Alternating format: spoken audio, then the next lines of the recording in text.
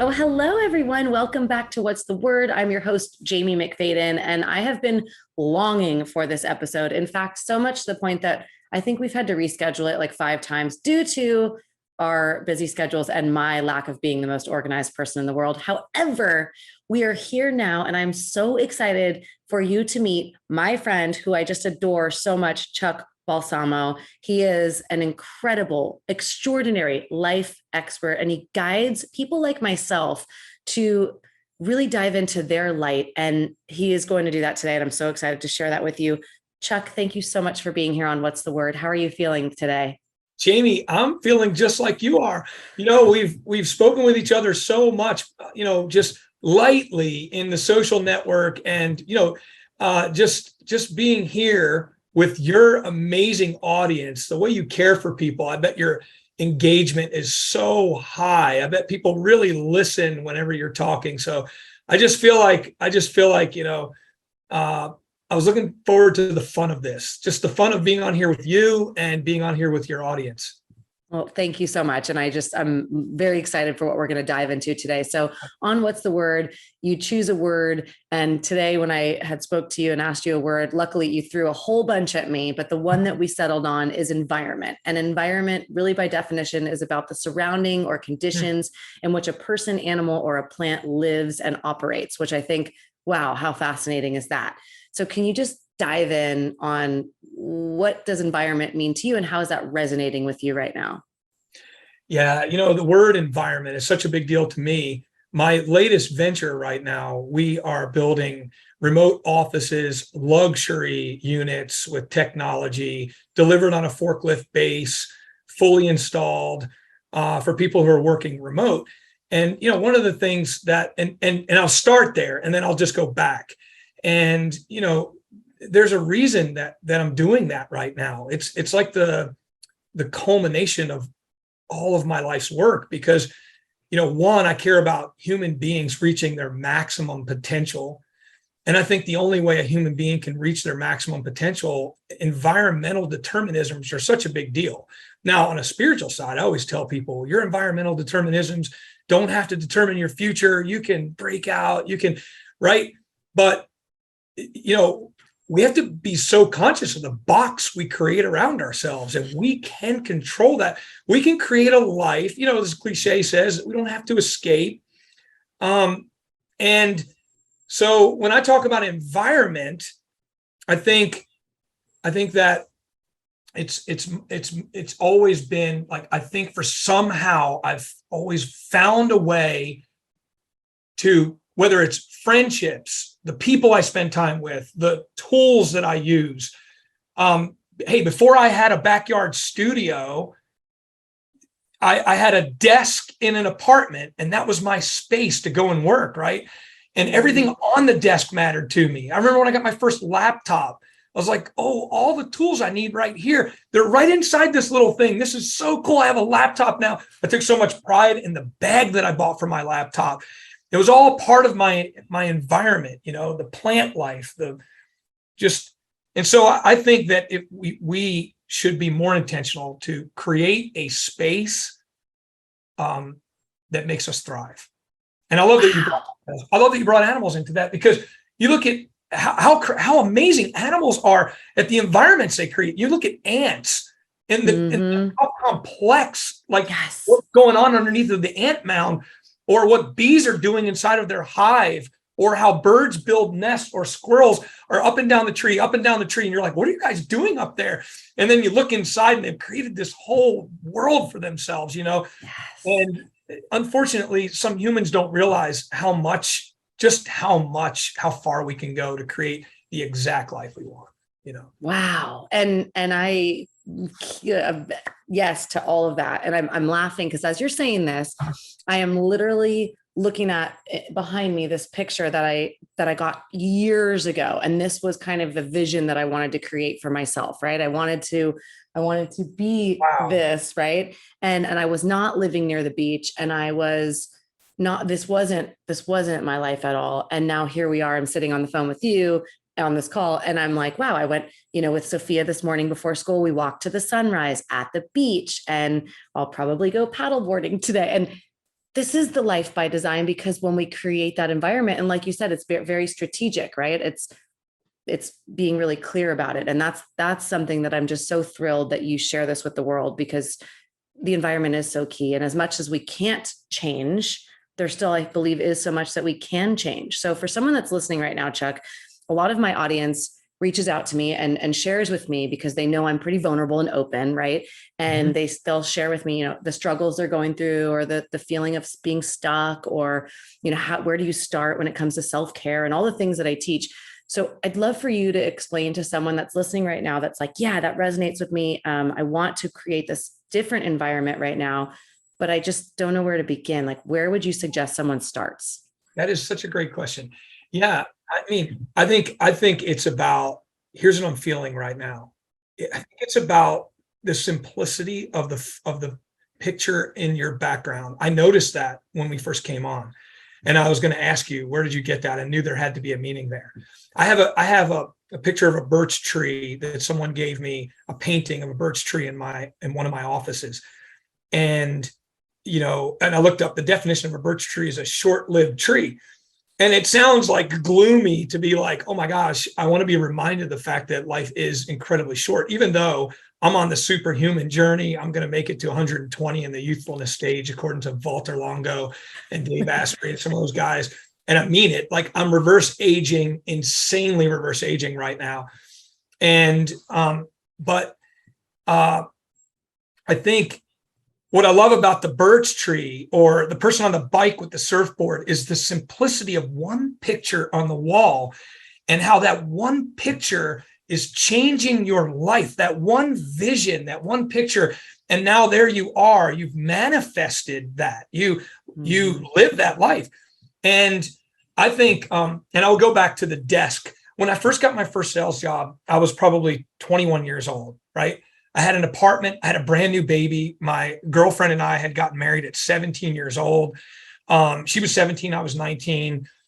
We were in trouble. We were struggling. We were scared.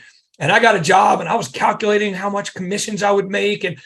And we had this 2-bedroom apartment. And I ended up getting this desk from this Dungeons and Dragons dealer in my city. And it was I'll never forget, I paid $35, and it was probably a 1,000-pound desk. Wow. I'm joking, exaggerating, but it was so heavy. I remember I hurt my back trying to get it up my stairs. And I think to this day, every once in a while, I'm like, oh, there's that desk, but that desk, that $35 desk that I shared with my son in his bedroom in the apartment was my place to go. Just for $35, that was my dream zone. And I always tell people, you don't have to have a studio like we're selling. You can just have a chair in your house with the right, like a desk beside of it, and just start to put a few things that matter to you in that space, where in all the chaos of the world, you can look at that one little knickknack or that one plant that has meaning and just escape, something that will help you to dream. I am all about minimalism right now. It's crazy. I'm in a place in life where I can have so much, but for me, it's about all the little stuff. Like even with working out, I just have a bench. I canceled my gym membership. I have a bench. I have the Bowflex adjustable dumbbells that go up to 52.5 pounds on each side. And I have mastered dumbbell working out, and my shoulders have grown by 12 inches since June, which is like, I've been Googling, like, does this even happen? I'm like, did I measure wrong? Like my shoulders have just broadened out, right? Yeah.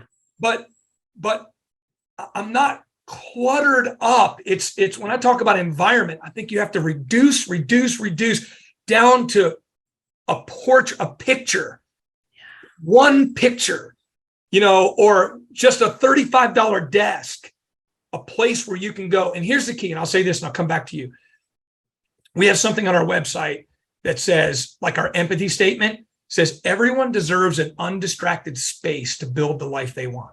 Backyard Studio delivers luxurious, intuitive buildings fully installed so you can step in, close the door, and chase your dream. It's the idea that you've got to find a space. where you can work on your life, where you can work on your dream, right? And in the house, it should be chaotic. That's where we're doing life. We're laughing, we're living.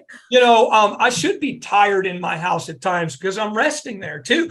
At the office, sometimes there's sluggish coworkers, pacing me down.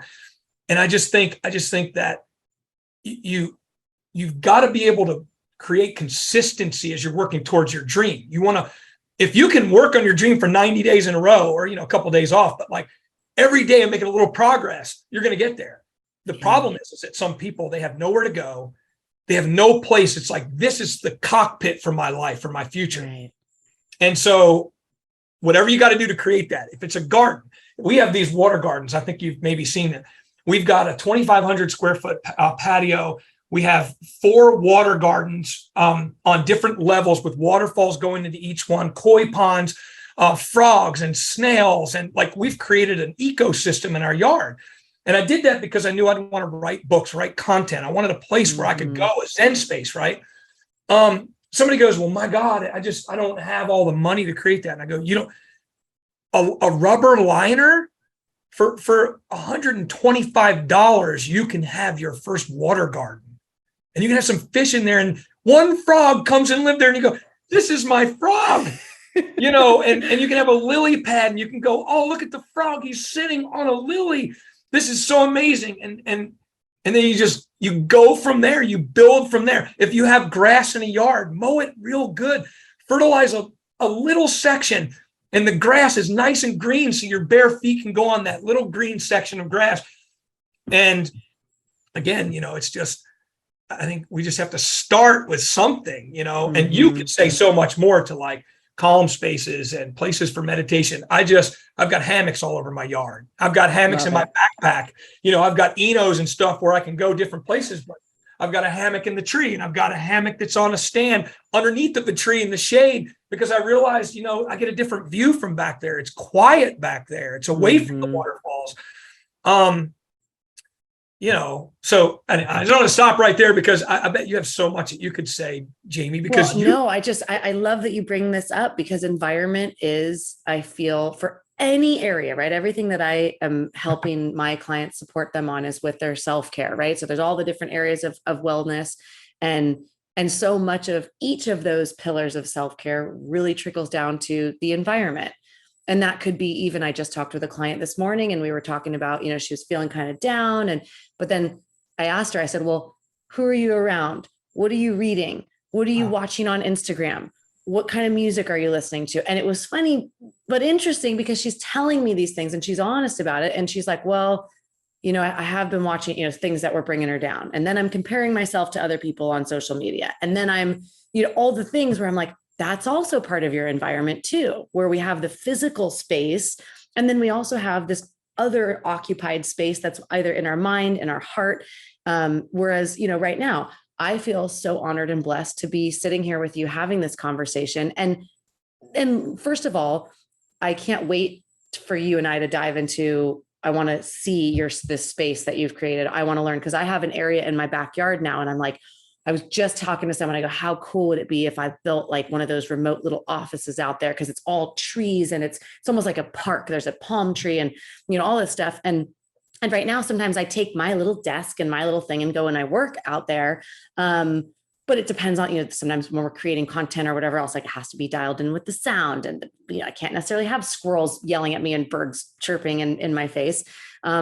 But it is, I think, just environment is so key. And I would love for you to share with someone, because I always like to bring it back to our relatable stories, right? That I believe we're all connected. I believe that in a spiritual sense, we are all brothers and sisters and mothers and fathers and family. And I would love to hear from you a little bit about your story, because I don't even know your story. And I'd love to hear a little bit about what led you into the environment that you have cultivated today. And just to kind of give everyone a sense of, because I think people could look at you now and go, wow, Chuck's done this. Chuck, you could Google Chuck and go do it right now while I'm talking to you. And you're going to see all the accolades and all the things he's done and the places he's spoken at and the clients he works with and all this stuff. But I want to know about little Chuck. I want to know about, how did you get here? Man, and it's probably opens up like such a like a big segment. But I would say, the first thing that came to mind is and I don't want to go off topic, but I'll bring it back to topic. But I would say I've always been like a big dreamer, right? Like I watched a lot of cartoons when I was a kid, and I think like a cartoon creator, and like Same. like I literally feel like I have 9 lives. Like I can just, like if I die, I'm just gonna fall back out of the sky like ramp. Soul. What was the Rock movie that just was with The Rock and Kevin Hart and like all those? Yeah. Yeah, I'm going blank. I'm sorry, Rock. But anyway, I just feel like another life of me is going to fall out of the sky and bounce off the ground, and I'm like getting another chance. I'm willing to try anything. So all the way back when I first started out, there are a few giant dreams that have driven my life, and I always journal those. I hold on to them. I'm like, I'm going to do it. This is it. I had a dream when I was probably 20 that I was speaking at stadiums all over the world. And Jamie, no kidding, I become a speaker, and I get into business, and then I leave business to go and travel the world and speak and motivate other people. When people ask me, what do I do? Well, I build stuff so that I learn and create proof of concept for my teachings. And then I go help other people to maximize their potential. And, over the years, you start out and you're on one level, then you go to a higher level and a higher level and higher. Now I work with people in hundreds of millions of dollars a year, multiple billions of dollars in IPOs. One of my clients is going for, so many things are happening right now in my own life. But what happens is, like, I've always been following a dream. And the dream is so huge that some people will just go, oh, heck no, this guy is such a freak, man. He's so in the sky all the time. But I'll just say this, like, I go to Uganda, Africa, probably 15 years ago, and I'm doing it's a scouting trip because I was going to come back and do giant open air meetings out there. And so while I'm out there, we have a great time. We do meetings. We had like 8,000 or 10,000 people a night coming. It was in this really remote area. It was amazing. We got to go into these AIDS villages, and where there's no parents, nothing but kids. We were able to feed these kids and do amazing compassion work. And I'm on my way back to the airport, and I look at the stadium, and I said to the guy, his name is Elijah, the event coordinator for me. I said, hey, what is that? And they go, that's the Mandela Stadium, the soccer stadium. And I roll the window down. It's a roll down window. I roll the window down and I go, hey, I speak at it like it's alive. And I go, I'm coming back to speak in there in this stadium one day. 10 years later, this guy sends me a message on Facebook. Do you remember me? He goes to me, Papa, Papa, Chuck, do you remember me? He goes, I said, yeah, of course, Elijah. I remember you. He goes, you're not going to believe this. Remember when you spoke to the stadium and said you're coming back? Well, I'm in the space of this guy, Dr. Joseph Sarwada, who has like a network of 35,000 leaders. He's friends with the president. He speaks and right now, I just hosted him this last weekend in Virginia. And he goes, and he has a diplomatic passport. I've never met anybody with a diplomatic passport. It's really super cool. But he says he's seen some of your videos and he wants to invite you to speak in the stadium. I go to I'm speeding fast. I go to the stadium that year to speak. My first year speaking in the stadium. It was a presidential election year. They're expecting 60,000 people. They're going to be a capacity, right? Because it's not just the 45,000. It's the whole ground and everything right up around the stage. People standing up all the way around. So they come get me 4 hours early because the president decided, well, large crowd, I might as well speak to the crowd. He's going to show up. So now I've got the pressure of speaking right before the fireworks at midnight. This is a 24-hour event that is for bringing in the new year, right? It's all about vision and hope in a third world country, just lifting people up and it ends with fireworks. And I speak right before the fireworks, which is kind of cool if you're a speaker, because when you get done, it's like your last words and it's like, wah, bah, bah, bah, bah. It's like there's nothing like it, right? That's got to be like, yeah, the ultimate. Yeah, my daughter goes, Dad, first time you speak in the stadium, she goes, just lift the microphone up like you're a rapper and just be like, Uganda. So like I did that, right? And all of a sudden the crowd's like, wow, and you're like, oh my God, I'm living in my dream right now. But the crazy thing is, like, I spoke that 10 years before that. I spoke to the stadium and the doors opened 10 years later. But every step of the way, I lived my life like I was heading that way. And I would develop myself every step of the way. And I would say, Jamie, I would say, and by the way, we had 120,000. The newspapers were flooded with this 100. They said they estimated 120,000 people. There was 25,000 outside the stadium, all standing around listening on speakers. 120,000 people, 28 million people on live TV and radio. It was a live event that the whole nation listens in on. It's a national event. The president's there, the vice president's there, members of cabinet. I was able to pray over the president and like meet the president, shake his hand. I mean, crazy stuff. But you just start, I would say to your audience, you just start wherever you are. I'm living proof. I don't think I have a high IQ. I've never taken an IQ test because I don't care. A lot of people in my life, I have a few people in my life that have genius IQs, and they toy around with me sometimes in a joking way, but you can just see they're out thinking me every second. And I'm just like, I don't know what you're thinking right now, but I'm so beneath you guys, and my mind doesn't compute. I'm still thinking mathematics, addition and subtraction, and they're in geometry, right? But I think I'm living proof that everybody likes to create a rags to riches kind of story. Like I'm the dumb guy that made it. I'm not trying to necessarily overplay that. I have my gifts, but I'm just saying that, like, I think environment matters so much because you need to give a space for you to go in there and be the cartoon creator for your life. Like you need to be able to say, okay, like I'm going to dream real wild, crazy dreams. And then I'm just going to, you don't want to just throw those out. You want to go in there and just go, I want to hang the portrait on the wall, or I'm sorry, the painting on the wall so that it has a chance to live. And I think it's just shocking. Walt Disney says it, there's so many quotes on creativity and dreaming. I think if you can see it, I don't know what the percentage is. I'd say 95 to 98 or 99% of achieving anything in life is just seeing it. If you really see it and you allow yourself to log it and you go, yes, I'm speaking in a stadium one day. I have no idea how I'm going to get there. There's this book I read it usually once a year by Bryce Pritchett. He's a Canadian, U Squared. That's my secret sauce. I mean, people go, never give away those 1 or 2 books. That's one. That is one of my books, U Squared. And he says, rivet your attention on the spot where you intend to land. He goes, all you need is a landing spot. And he said, and then the ways and the means will manifest. But what you need in the beginning is a landing spot. You need to see where you want to go.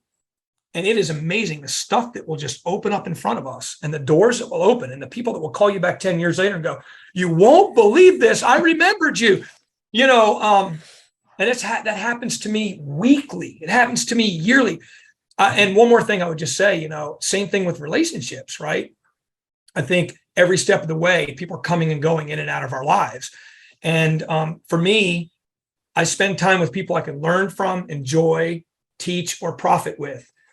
And it sounds elitist to think like that. I will give my life, I'll give my soul, I'll give everything I have to help somebody in a compassion effort.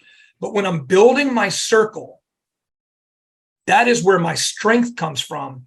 And I'm just as meticulous as how the decor in my office is set up, in the people I keep in my space, because I want people who are committed to growth. I'm learning from them. I'm enjoying them. Because joy and happiness and laughter is a part of my everyday life. I laugh my head off for a few hours every day, like a crazy, like I'm on drugs. I love to laugh, and but I think that's where the energy comes from, And so I think it all goes back to environment, maybe. Yeah, wow. There are so many gems in there that we can dive into more. First of all, thank you for sharing that book because I've never read that. I wrote down U squared, so I'm definitely going to get that.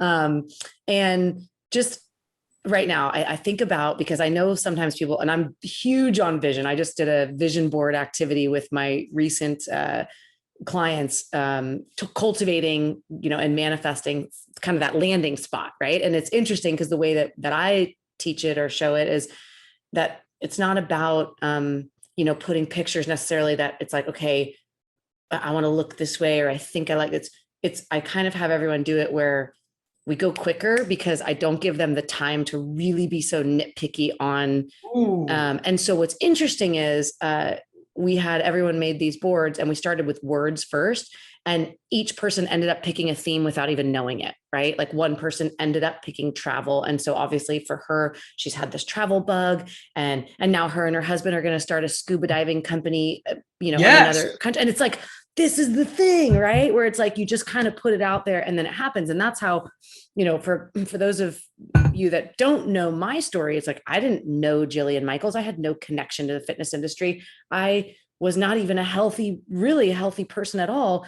But once I put that landing strip there saying, I don't know how, I don't know. So Chuck is saying it too. It's not just me saying this. When we do that, even if we don't know how or what we're going to do to get there, it's like, that's that first step that we have to take. So for Chuck, for someone that's listening right now, because I get this often and I'm not quite sure of the best way to articulate this. Think about, like, I know there's been times in my life where I wasn't sure how I could do it. So I kind of second guessed, do I put it on there, right? Do I put this picture up? Because I don't know how I'm really going to do it.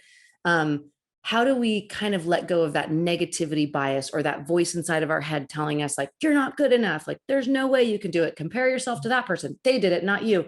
Is there anything that you would share with someone right now that's feeling that? Because I know there's a lot of people that want what we're doing, but then they're like, I don't know how, like, I can't even get to that first step because I trip myself up. Man,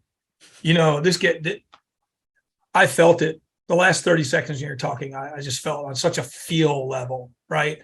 And I'm thinking, I always try to, like, when we're doing these, I try to picture the person driving down the road or they're on the beach walking around, they're listening and they're going, please give me something that, I can break through with. Right.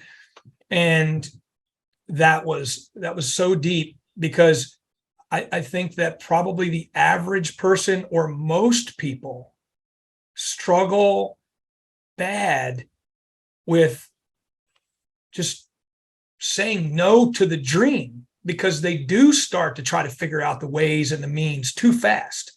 Mm-hmm. And we have to leave that alone. I don't want to sound like overly mystical, but for me, it is magic. It is straight up magic how it works. And, I always say same thing, Jamie, when I say, when you're dreaming, don't overthink it. You're 25 years old. Don't worry about it. Your dream is like a spot on the horizon, right? So you look out on the horizon, you go, there it is. It's over there. I see a light over there. There. That horizon, that light, as you start to go towards it, you could be 100 miles, 200 miles off in any direction. And you're going to have to reroute because there's no way you can see within a few inches of where that is. You just need a general vicinity, a direction to start to move in. And when you start to move there, it's the idea that, like, well, for you, for instance, you said, I want to live next to the beach. By the way, Jamie, that's one of my goals in life, is to live on the coast, probably not the East Coast because of hurricanes are so bad, probably the West Coast. But then everybody goes, oh, well, don't go up to Oregon because I'd like to go. I like cold weather. So, I want to live on the coast. My Zillow saved has some really nice properties that I could say yes to. I want to walk out my door and I want to walk on the beach and I want to walk for miles on the beach. And I want to feel the cold water going over my feet. I want to hear the sound of seagulls. I want to smell the salt water. And I want to spend a lot of my life doing that. But I think when you have the dream, like, relationships start to come into your life that, like, align you with that. And, like, the alignment, do you agree with this? Like the alignment, the ways and the means are incredibly simple if we let them be. Mm-hmm. If we allow ourselves. But to go back to your question, I would say to anyone out there who feels you're not smart enough for the dream, just be careful that you don't disqualify yourself. Like if you had that dream, let yourself manifest, like let it come into existence. You immediately people go, well, I'm just not smart enough. I need this degree. I need this designation. I need this type of career. You don't need any of that. I do think we need to be committed to growth. Mm-hmm. Growth. It's the only thing I can be responsible for. And I love your book because you talk about all these levels of growth. I was like, oh my gosh, like I could have like gotten in here and written some paragraphs with her on this. Like it's all my stuff. I love it. Of course, you're the pro in the area of, the physical fitness area and a lot of the mental space stuff. You're just such a pro in that. But like commit your life to growth and allow yourself to believe I can have that dream. It's abundance versus scarcity. Some people were beaten down so much when they were little, and told like, come down to reality. And we've got to just go, no. Yeah. I'm not going to live. I'm not going to come down to reality. I'll say one more thing. I drove up to a house one time when I was like 22 years old, drove up to a house. My wife and I drive up in this neighborhood and we stood in front of this house and we were like, we will live in that house one day. We will live in that house one day. Now, when I look at that house, I'd never want to live in that house, but it was so much bigger than where we were. We were so poor, right? But we were manifesting that house. Well, we've manifested much more than that over years. But it's like, there is such a great feeling when you take that painting and you stick it on the wall. The butterflies you get in your stomach, I'm feeling it right now for people. I am too. I even have tears in my eyes because I'm thinking about exactly what you're saying. And I'm so sorry to interject this, but for those that are listening, this is something that I talk about every day with the audience, with every one of my listeners, with everybody that I communicate with, is having that curiosity. Like my 5-year-old, when I watch her believing in, these things and this magic and I don't believe, like I'm sitting here with my Care Bear shirt and there's a story to that I'll just share with you for a moment. Cause I'm like, this is why I'm wearing this today. Like we're pulling you into the Care Bears. Is just, there's no reason for us, I believe, to lose that magic. Like we all have that magic within us. And you brought up the word alignment, which is by far one of my favorite words of all time.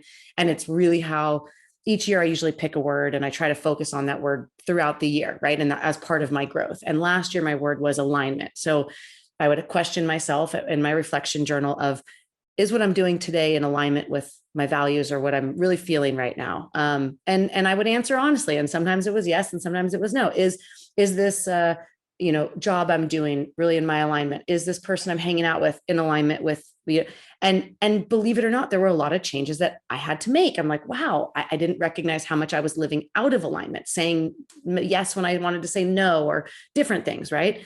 And it's fascinating to hear you say that, because there's not one doubt in my mind that the reason you and I are on this Zoom right now, why we are connected, why we connected on Clubhouse, I believe it was, then Instagram, and through the ways that we'll continue to manifest, cultivate, and create together. It is because of the alignment, right? It's like, I think about when the student is ready, the teacher comes, right? And that's how I'm so jazzed and so pumped, because I'm like, this is why we're having this conversation right now. And so for someone listening, I hope so much that this resonates with you in your spirit, because when you allow yourself that space and you can be in alignment and you can put the picture on the wall or create that little one step of your environment, you're calling in other energy, right? Yes. Would you say that, Chuck? Oh man, I sure would. Yeah. And I think, my final thought on all that, as far as like calling it in, is I think that where the difference between having a dream that the dream can't be external of me. Like I have to internalize that. Well, I have to get it to the feeling level. So when I went in front of that house and said, my wife and I looked at that house and said, we're going to live in this house one day. Or when I spoke to the stadium and said, hey, and by the way, I think there's something about that, like yelling and just going crazy. I feel like I'm coming back. I'll save this for another time, but like I've gone there now 6 years in a row. I'm the keynote 6 years in a row, the last speaker before the fireworks. I have done illustrated messages in that stadium every year. 3-4 years ago, I launched a stuffed animal, a Toys R Us stuffed animal with helium balloons. And it made it like 9 miles away from the stadium. And a guy who was in the stadium that night's the guy who found it. I stuck money in there. He ended up taking that. He bought cows and sold them for a profit, calves and sold them for a profit, pigs and sold them for a profit, then bought cows and more cows and more cows and more cows. Now he's gone and got his degree. He goes around the country teaching farming. He just built a house for himself, all off of the money he received from the dog that I launched out of the stadium in front of the nation. When I walk down the streets now, buses stop and they go, the man with Maguja. Of course, I'm not hard to miss because I got this big white beard. I'm like one of the only white guys, and I got this big giant white beard. But that's fanciful. When I told my engineer I'm going to launch a stuffed animal from the stadium, he says there's about a 41% chance it will work. It depends. If it's raining that night, you're going to have problems. The humidity, the helium needs to be 99.9%. You're in a third world country. If it's 99.7% or 99 point whatever, then it's not going to work. And he goes into all these different things. And I'm just like, I didn't say, can I do it? I said, can you help me do it? And it was like, and I stood there in those moments. If it doesn't go up, and I'm making points. I was speaking about 3 forces of lift for the new year. And boom, we'd attach a thing of balloons on each time. If I would have cut that string and it wouldn't have went up, I'm done. That's probably the last time I ever speak there, right? But it launched. And when it did, so did all the dreams of the people in the nation went up with that. Why? Because I believed, 1, I'd be in the stadium. 2, I believed if helium didn't lift that dog, some other force would lift that dog. It was going up. I had no doubt that it was going to work. The event coordinator comes up to me backstage when we're inflating all the balloons and everything. And he just says, if this does not work, I will kill you. That's what he says. And I was like, no holy pressure. Crap. It's better. I looked at the dog and I was like, please fly. There was a $75, one of the giant, Toys R Us dogs. And we gave him a name, like a common dog name for the country, stuck the Uganda flag on his back and gave him a little light that made him blink like an aircraft. And he went up like a super dog and flew. But what I'm saying is but I think what it comes down to is like, you put that picture on the back wall. It wasn't just like maybe you decided to own that dream and make it a part of you. What I would leave your audience with right now would be this. You've got to get a dream that you decide is truly yours. It doesn't have to be something huge right now, but maybe it's big to you. And you'll know that you have now, this dream has become part of you when you start to get excited. You have to move it to the feeling level so that you're like, oh my gosh, this is getting ready to happen. Where you're just like, you're so happy because that's what's going to cause you to just create all the actions that are necessary. And it's going to attract all the stuff that's necessary for it to start to happen, right? And then secondly, goes back to the beginning of our conversation, environment. I think you have to create a space for building that dream. It's like you go, well, I'm going to get a Tesla Model X. I'm going to pay $124,000, but you don't have a garage, right? Like, it's okay. You can get the Tesla without the garage, but something about it just says, I need to have a garage for this nice car, or I'm going to go get horses, but I don't have a stable for them, right? I've never said this before, by the way, ever, but I think that you've got to have a place. You've got to have the tools, the space, so that you can take your dream serious and start to spend time every day to manifest. Yeah. Wow, Chuck. Wow. And just full circling here with environments. So you're now launching backyard studios. Mm-hmm. Yeah. Is there anything that you would like to share on that? Because I think that is brilliant, especially knowing that most of the world now is working remote. I, work with a lot of busy parents in Silicon Valley where, all the big hubs, headquarters are here, and many of them have yet to go back in the office, or they're, choosing this or that. But I think that it's really fascinating because I also know that when I'm writing or when I'm in a creative space, for me personally, where I'm at right now, I love to go to the beach, right? Or be out in the yard. But something like this is so intriguing to me. So I'd love to just hear whatever you'd like to share. Yeah. So, it's a dream that I've had for several years before the COVID pandemic happened. And I guess a very long story short, one of my clients who owns he owns a company in St. Louis. I had shared the idea with him. He had to lay off like a block of employees, like 100 and some employees, and he was ready to jump out of a window. I mean, it was just a really tough, low situation. I said, hey, I'm going to share an idea with you that will put your guys and gals back to work. So he says, well, yeah, it's a great idea. We ended up renegotiating the contract, didn't need to go with my idea. So then COVID hit and we're talking, and he says, that idea, we need to do this. It's taken a lot longer than we wanted it to. We're now waiting on our final plans from our architect. I've actually been working out of one of our units for the last year, and just like I've created a punch list of like 50 items to just make it 100 times better, right? And so, I mean, it'll have an app. The door locks will be Bluetooth, heating and cooling and lighting, and all the technology will be on an app.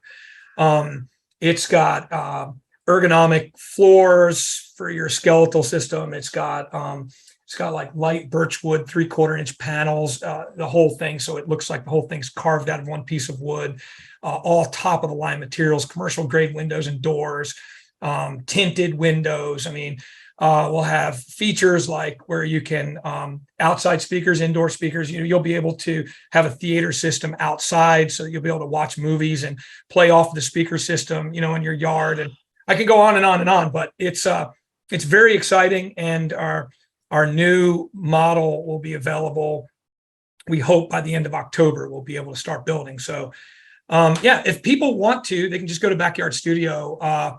We have just a landing page, really is all it is, but they can just go down there and just enter their email, their information. And then as it comes about, if they're interested, we're going to offer financing. So you can finance like up to 100% unit, including the installation, shipping, everything. So, wow. Okay. Well, this is incredible. And thank you for sharing that with everyone, because I do know, I'm already thinking of some of my clients that that they would certainly be interested in something like this. I myself am very interested in something like this. And as we close out here, where is the best place that you would like my audience to find you? They can find me, in any of the social networks, mostly on Instagram. I intend to be more present on Instagram, probably in the coming future, starting to mess around with reels and stuff. I love to share ideas. The Extraordinary Circle is my mastermind and coaching community. So they can get information on that there. And then, but yeah, I think if people just find me at Instagram, they're going to be able to kind of like everything going on in my life kind of shows up in the story over time. So. Absolutely. And all of this is in the show notes. So for those that are listening, you can just click on the show notes, go make sure that you go check out Chuck, give him a follow, reach out to him. He is literally one of the coolest people I have met, not just recently, but someone who, I'm not kidding when I say we met, I think, on Clubhouse. You And did. then there were a couple times where I did an Instagram live because during the pandemic, I went live every single day, which I look back, I'm like, wow, like in the first year, I think I went live and did a workout or a talk every day. And there were a couple of times where you jumped in and you jumped into a talk with me. I'm like, this is amazing. And we didn't know each other, but this is, like I said, that synergy, the alignment, and cultivating that environment. So I'm just so thankful to have you here. I'm so thankful that you're a part of my now environment and my ecosystem, because also to anyone listening right now, like surround yourself with the people that inspire you, that move you, that keep you captivated, that really you walk away and you feel better. And then be that for someone else, right? Spread that love, spread that kindness. And so Chuck, I just thank you so much. I can't wait. We're going to do a part 2. Sure. We have to. I And can't we need wait to either. And we need to yeah, get you out to California. yes. So I'm putting this out there. Actually, I'm having Chuck, just so everyone knows, because here we go. We're going to shout it just like he shouted about where he was speaking. I'm going to have Chuck be a speaker at one of my Care Bear events in 2023. Boom. Yes. Can I dress up like a Care Bear whenever I speak? You could do whatever you want. Okay, let's put it that way. You have full reign. That's Chuck, amazing. you're the boss. And yeah, the Care Bear thing is just telling everyone that hasn't known this story yet. I'm a very big dreamer, not just like this, but also at night. I've been studied multiple times by sleep clinics for the vivid lucid dreams I have. I've had premonition type dreams. I've been studied by priests and pastors. I've had an exorcism done. I mean, you name it, when it comes to my dreams, all the things, right? And luckily, somehow I've been able to transfer that energy into pulling in really, really positive dreams and really, really beautiful, colorful dreams. And so I had this one dream before the pandemic, actually, that it was me in a town square, and I met up with all of these other beings. And when I recognized what they looked like in the dream, they were all Care Bears. And I was having this conversation, letting them know, there's no running water. There's, fires going on here. These people have nowhere to go. This one's, they're in a state of emergency here. And all the Care Bears put our hands together, right? And we're like, yay, like we're going to go save the world. So we run out. This one, Money Bear's the green one. He's going in with all the money. Then we've got the emotional bear that's taking care of all the pain and suffering. So all these bears go and do this stuff. We come back together and we end up at this beautiful, epic beach party house. And there's the most grandiose, beautiful party. I think Stevie Nicks was singing and playing, and it's just this epic party, right? And then we all morph into these Marvel superheroes. And I woke up from this dream and I'm like, I have no idea what that was about, but I'm making this happen, right? So long story short, during the pandemic, I ended up meeting a neuroscience doctor, an orthopedic surgeon at Stanford, a incredible addictionologist therapist. I met a head guy on Wall Street, all on Clubhouse. And each one of them, I go, you know what? It's kind of funny. I think you're a Care Bear. I'm going to tell you this dream. Every single one of them is now part of a mastermind group that I created based on the Care Bears. And we're launching our first event October 15th because they're all flying out here to California. Anyways. That is genius. Yeah, it was crazy. Don't you love that about dreams? Dreams go past logic and they make you think something that you would never think. That is so amazing. And the fact that you broke all the Care Bears down, you talk about a conference, man. You talk about a team. I know. So anyways, this is me inviting you to please come and be Papa Bear at one of these events. We need you. It's going to be incredible. And that's amazing. Yeah. So Chuck, there you go. You're on the roster now. I'm sorry, but not sorry to tell you you're a part of the Care Bear crew. It's so nice to meet your audience. I can only imagine, just so many cheerful, happy people. So I just reach out my hand. I just say, shake my hand. Hopefully I run into some of your friends. Your friends are now my friends. So, thanks for having me. Thank you, Chuck. Thank you so much. And for everybody, like I said, be sure to click on the show notes, go give Chuck a follow, send him a DM, tell him how much you love this podcast. Be sure to like and subscribe, share with your friends, and we'll see you next time. Thank you for being on What's the Word. I'll talk to you soon. Bye. Thank you for joining me here at What's the Word. Follow us on social media with the links on the screen, and don't forget to like and share with your friend. Your support helps us grow and continue to make inspirational content. See you next time on What's the Word.